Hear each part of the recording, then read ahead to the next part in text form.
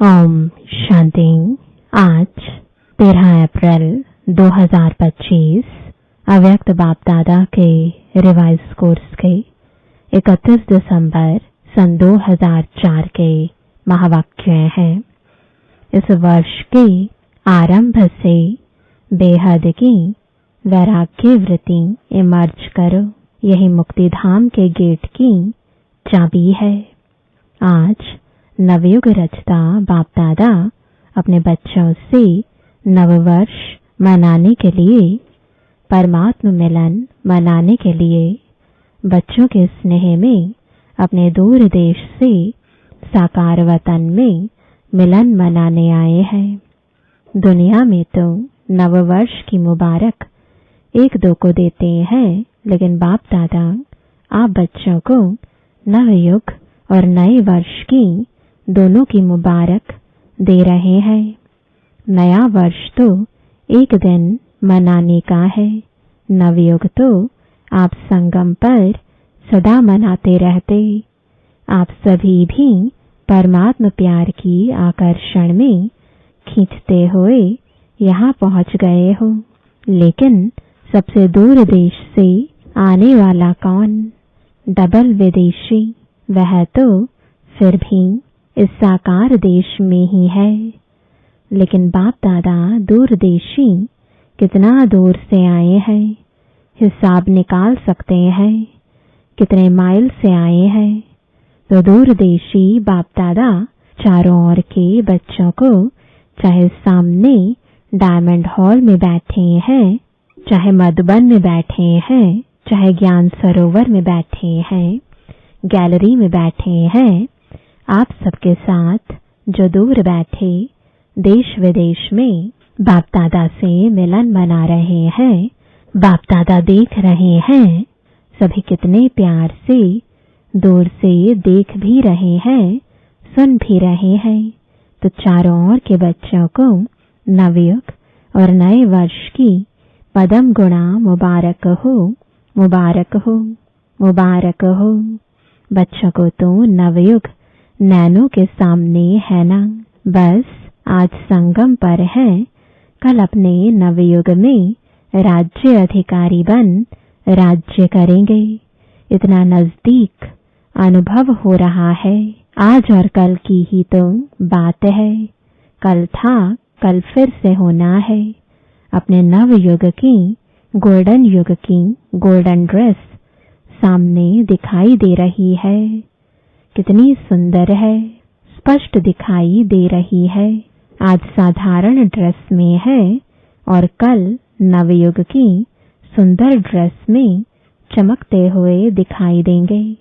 नववर्ष में तो एक दिन के लिए एक दो को गिफ्ट देते हैं, लेकिन नवयुग रचता बाप दादा ने आप सबको गोल्डन वर्ल्ड की सौगात दी है, जो अनेक जन्म चलने वाली है। विनाशी सौगात नहीं है, अविनाशी सौगात बाप ने आप बच्चों को दे दी है। याद है ना? भूल तो नहीं गए हो ना? सेकंड में आ जा सकते हो।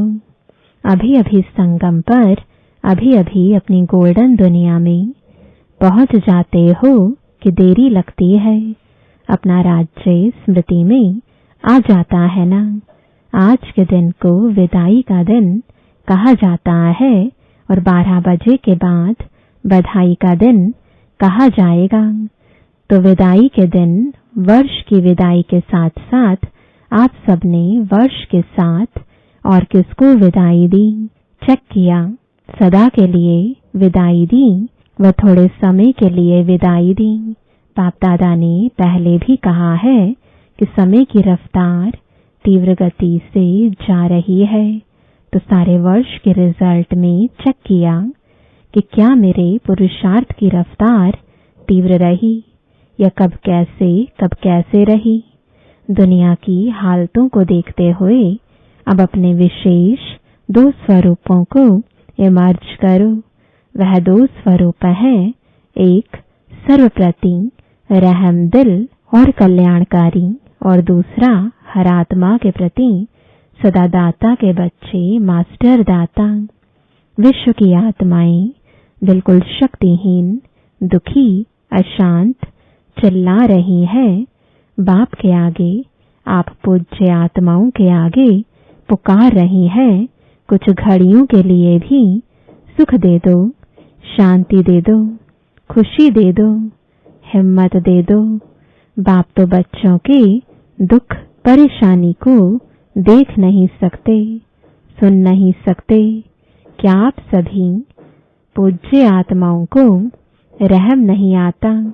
मांग रहे हैं दो दो दो, तो दाता के बच्चे कुछ अंचली तो दे दो। बाप भी आप बच्चों को साथी बना के, मास्टर दाता बना के, अपने राइट हैंड बना के यही इशारा देते हैं, इतनी विश्व की आत्माएं सभी को मुक्ति दिलानी है, मुक्ति धाम में जाना है। तो हे दाता के बच्चे, अपने श्रेष्ठ संकल्प द्वारा, मनसा शक्ति द्वारा, चाहे वाणी द्वारा, चाहे संबंध संपर्क द्वारा, चाहे शुभ भावना शुभकामना द्वारा, चाहे वाइब्रेशन वायुमंडल द्वारा, किसी भी युक्ति से मुक्ति दिलाओ। चिल्ला रहे हैं मुक्ति दो। बाप दादा अपने राइट हैंड्स को कहते हैं, रहम करो। अभी तक हिसाब निकालो, चाहे मेगा प्रोग्राम किया है, चाहे कॉन्फ्रेंस की है, चाहे भारत में या विदेश के सेंटर्स भी खोले हैं, लेकिन टोटल विश्व के आत्माओं की संख्या के हिसाब से कितनी % में आत्माओं को मुक्ति का रास्ता बताया है? सिर्फ भारत कल्याणकारी हो या विदेश में जो भी 5 खंड हैं, तो जहां जहां सेवा केंद्र खोले हैं, वहां की कल्याणकारी हो व विश्व कल्याणकारी हो। विश्व का कल्याण करने के लिए हर एक बच्चे को बाप का हैंड, राइट हैंड बनना है। किसको भी कुछ दिया जाता है तो किससे दिया जाता है? हाथों से दिया जाता है ना। तो बाप दादा के आप हैंड्स होना, हाथ होना। तो बाप दादा राइट हैंड से पूछते हैं, कितनी % का कल्याण किया है, कितनी % का किया है? सुनाओ, हिसाब निकालो। पांडव हिसाब करने में होशियार है ना, इसलिए बाप दादा कहते हैं, अब स्व पुरुषार्थ और सेवा के भिन्न भिन्न विधियों द्वारा पुरुषार्थ तीव्र करो।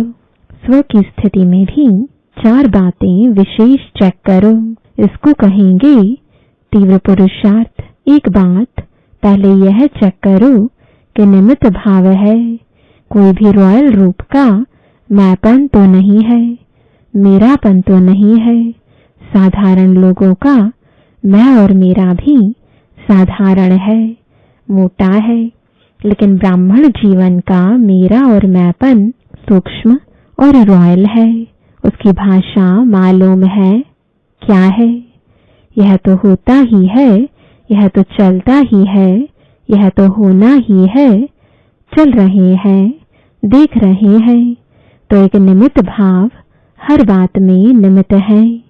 चाहे सेवा में, चाहे स्थिति में, चाहे संबंध संपर्क में, चेहरा और चलन निमित्त भाव का हो। और उसकी दूसरी विशेषता होगी निर्माण भावना। निमित्त और निर्माण भाव से निर्माण करना। तो 3 बातें सुनी, निमित्त, निर्माण और निर्माण। और चौथी बात निर्वाण। जब चाहे निर्वाण धाम में पहुंच जाएं, निर्वाण स्थिति में स्थित हो जाएं, क्योंकि स्वयं निर्वाण स्थिति में होंगे, तब दूसरों को निर्वाण धाम में पहुंचा सकेंगे। अभी सभी मुक्ति चाहते हैं, छुड़ाओ छुड़ाओ चिल्ला रहे हैं। तो यह 4 बातें अच्छी % में प्रैक्टिकल जीवन में होना, अर्थात तीव्र पुरुषार्थी। तब बाप दादा कहेंगे, वाह वाह बच्चे वाह। आप भी कहेंगे, वाह बाबा वाह वाह। ड्रामा वाह वाह, पुरुषार्थ वाह। लेकिन पता है अभी क्या करते हो? पता है कभी वाह कहते हो, कभी वाय यानी क्यों कहते हो। वाह के बजाय वाय और वाय हो जाता है हाय। तो वाय नहीं वाह। आपको भी क्या अच्छा लगता है, वाह अच्छा लगता है या वाय, क्या अच्छा लगता है। वाह कभी वाय नहीं करते हो, गलती से आ जाता है। डबल फॉरेनर्स वाय वाय कहते हैं, कभी कभी कह देते हो।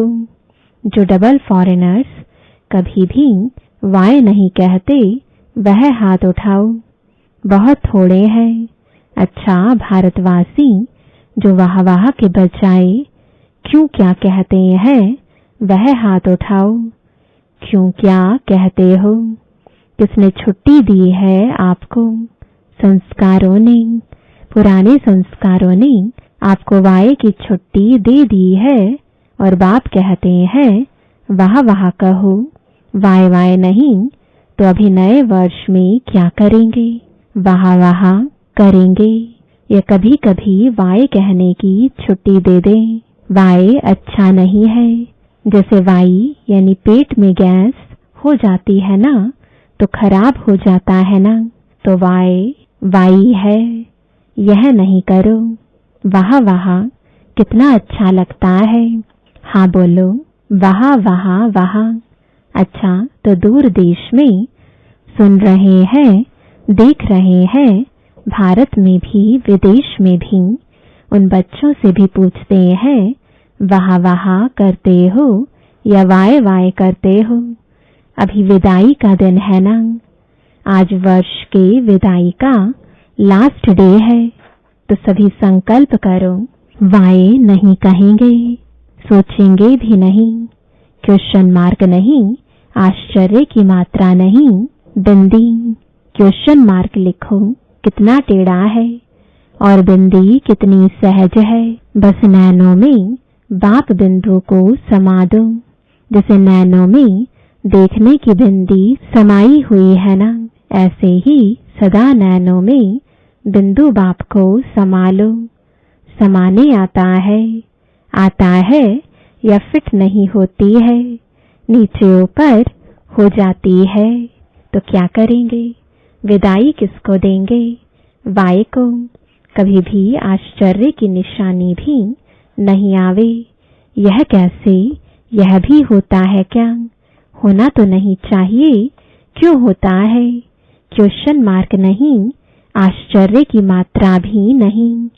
बस बाप और मैं। कई बच्चे कहते हैं यह तो चलता ही है ना। बाप दादा को बहुत रमणीक बातें रूह रेहान में कहते हैं, सामने तो कह नहीं सकते हैं ना, तो रूह रेहान में सब कुछ कह देते हैं। अच्छा कुछ भी चलता है लेकिन आपको चलना नहीं है, आपको उड़ना है। तो चलने की बातें क्यों देखते हो, उड़ो और उड़ाओ। शुभ भावना, शुभकामना ऐसी शक्तिशाली है जो बीच में सिर्फ वाय नहीं आए सिवाय शुभ भावना, शुभकामना के। तो इतनी पावरफुल है जो किसी अशुभ भावना वाले को भी शुभ भावना में बदल सकते हो। सेकंड नंबर, अगर बदल नहीं सकते हो तो भी आपकी शुभ भावना, शुभकामना अविनाशी है, कभी कभी वाली नहीं। अविनाशी है तो आपके ऊपर अशुभ भावना का प्रभाव नहीं पड़ सकता है। क्वेश्चन में चले जाते हो, यह क्यों हो रहा है, यह कब तक चलेगा, कैसे चलेगा। इससे शुभ भावना की शक्ति कम हो जाती है। नहीं तो शुभ भावना, शुभकामना इस संकल्प शक्ति में बहुत शक्ति है। देखो आप सभी आए बाप दादा के पास, पहला दिन याद करो बाप दादा ने क्या किया। चाहे पतित आए, चाहे पापी आए, चाहे साधारण आए, भिन्न भिन्न वृत्ति वाले, भिन्न भिन्न भावना वाले आए, बाप दादा ने क्या किया। शुभ भावना रखी ना, मेरे हो मास्टर सर्वशक्तिवान हो, दिल तख्त नशीन हो, यह शुभ भावना रखीना, शुभ कामना रखीना। उससे ही तो बाप के बन गए ना। बाप ने कहा क्या कि हे पापी क्यों आए हो? शुभ भावना रखी मेरे बच्चे, मास्टर सर्वशक्तिवान बच्चे। जब बाप ने आप सबके ऊपर शुभ भावना रखी, शुभ कामना रखी, तो आपके दिल ने क्या कहा? मेरा बाबा। बाप ने क्या कहा? मेरे बच्चे। ऐसे ही अगर शुभ भावना, शुभ कामना रखेंगे तो क्या दिखाई देगा? मेरा कल्प पहले वाला मीठा भाई, मेरी सिकी लदी बहन परिवर्तन हो जाएगा। तो इस वर्ष में कुछ करके दिखाना। सिर्फ हाथ नहीं उठाना, हाथ उठाना बहुत सहज है। मन का हाथ उठाना क्योंकि बहुत काम रहा हुआ है। बाप दादा तो नजर करते हैं विश्व की आत्माओं के ऊपर, तो बहुत तरस पड़ता है। अब प्रकृति भी तंग हो गई है। प्रकृति खुद तंग हो गई है तो क्या करें? आत्माओं को तंग कर रही है और बाप बच्चों को देख के तरस में आ जाते हैं। आप सबको तरस नहीं आता, सिर्फ खबर सुनकर चुप हो जाते हो। बस इतनी आत्माएं चली गई। वो आत्माएं संदेश से तो वंचित रह गई। अभी तो दाता बनो, रहम दिल बनो। यह तब होगा, रहम तब आएगा जब इस वर्ष के आरंभ से अपने में बेहद की वैराग्य वृत्ति इमर्ज करो। बेहद की वैराग्य वृत्ति, यह देह की, देह अभिमान की स्मृति, यह भी बेहद के वैराग्य की कमी है। छोटी छोटी हद की बातें स्थिति को डगमग करती हैं। कारण बेहद की वैराग्य वृत्ति कम है, लगाव है। वैराग्य नहीं है, लगाव है। जब बिल्कुल बेहद के वैरागी बन जाएंगे, वृत्ति में भी वैरागी, दृष्टि में भी बेहद के वैरागी, संबंध संपर्क में, सेवा में, सब में बेहद के वैरागी, तभी मुक्ति धाम का दरवाजा खुलेगा। अभी तो जो आत्माएं शरीर छोड़कर जा रही हैं, फिर जन्म लेंगी, फिर दुखी होंगी। अब मुक्ति धाम का गेट खोलने के निमित्त तो आप होना, ब्रह्मा बाप के साथी होना। तो बेहद की वैराग्य वृत्ति है गेट खोलने की चाबी। अभी चाबी नहीं लगी है, चाबी तैयार ही नहीं की है। ब्रह्मा बाप भी इंतजार कर रहा है, एडवांस पार्टी भी इंतजार कर रही है, प्रकृति भी इंतजार कर रही है। तंग हो गई है बहुत। माया भी अपने दिन गिनती कर रही है। अभी बोलो, हे मास्टर सर्वशक्तिवान, बोलो क्या करना है? इस वर्ष में कोई नवीनता तो करेंगे ना। नया वर्ष कहते हैं तो नवीनता तो करेंगे ना। अभी बेहद के वैराग्य की, मुक्ति धाम जाने की चाबी तैयार करो। आप सभी को भी तो पहले मुक्ति धाम में जाना है ना। ब्रह्मा बाप से वायदा किया है, साथ चलेंगे, साथ आएंगे, साथ में राज्य करेंगे, साथ में भक्ति करेंगे। तो अभी तैयारी करो। इस वर्ष में करेंगे कि दूसरा वर्ष चाहिए? जो समझते हैं इस वर्ष में अटेंशन प्लीज, बार बार करेंगे, वह हाथ उठाओ। करेंगे, फिर तो एडवांस पार्टी आपको बहुत मुबारक देगी। वह भी थक गए हैं। अच्छा, टीचर्स क्या कहती हैं? पहली लाइन क्या कहती है? पहले तो पहली लाइन के पांडव और पहली लाइन की शक्तियां जो करेंगे वह हाथ उठाओ। आधा हाथ नहीं, आधा उठाएंगे तो कहेंगे आधा करेंगे। लंबा हाथ उठाओ। अच्छा, मुबारक हो, मुबारक हो। अच्छा, डबल विदेशी हाथ उठाओ। एक दो में देखो किसने नहीं उठाया है। अच्छा, यह सिंधी ग्रुप भी हाथ उठा रहा है। कमाल है, आप भी करेंगे, सिंधी ग्रुप करेंगे, तब तो डबल मुबारक हो। बहुत अच्छा। एक दो को साथ देकर शुभ भावना का इशारा देते, हाथ में हाथ मिलाते करना ही है। अच्छा, सभा में कोई ने आवाज की तो बाप दादा बोले, सब बैठ जाओ, नथिंग न्यू। अभी अभी 1 सेकंड में बिंदु बन बिंदु बाप को याद करो, और कोई बातें हो तो उसको बिंदु लगाओ, लगा सकते हो। बस 1 सेकंड में मैं बाबा का, बाबा मेरा।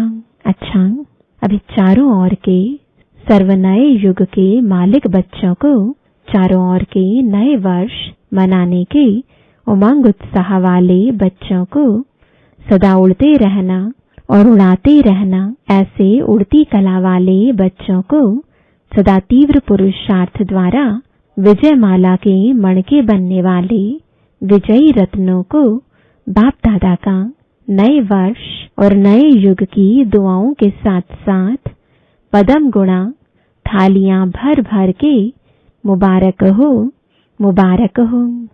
एक हाथ की ताली बजाओ। अच्छा, वरदान है, एकाग्रता के अभ्यास द्वारा एक रस स्थिति बनाने वाले सर्वसिद्धि स्वरूप भव। जहाँ एकाग्रता है वहाँ स्वतः एक रस स्थिति है। एकाग्रता से संकल्प, बोल और कर्म का व्यर्थपन समाप्त हो जाता है और समर्थपन आ जाता है। एकाग्रता अर्थात एक ही श्रेष्ठ संकल्प में स्थित रहना, जिस एक बीज रूपी संकल्प में सारा वृक्ष रूपी विस्तार समाया हुआ है। एकाग्रता को बढ़ाओ तो सर्व प्रकार की हलचल समाप्त हो जाएगी। सब संकल्प, बोल और कर्म सहज सिद्ध हो जाएंगे। इसके लिए एकांतवासी बनो। स्लोगन है, एक बार की हुई गलती को बार बार सोचना, अर्थात दाग पर दाग लगाना। इसलिए बीती को बिंदी लगाओ। आज का अव्यक्त इशारा कंबाइंड रूप की स्मृति से सदा विजयी बनो। जैसे इस समय आत्मा और शरीर कंबाइंड है, ऐसे बाप और आप कंबाइंड रहो। सिर्फ यह याद रखो कि मेरा बाबा। अपने मस्तक पर सदा साथ का तिलक लगाओ। जो सुहाग होता है, साथ होता है, वह कभी भूलता नहीं।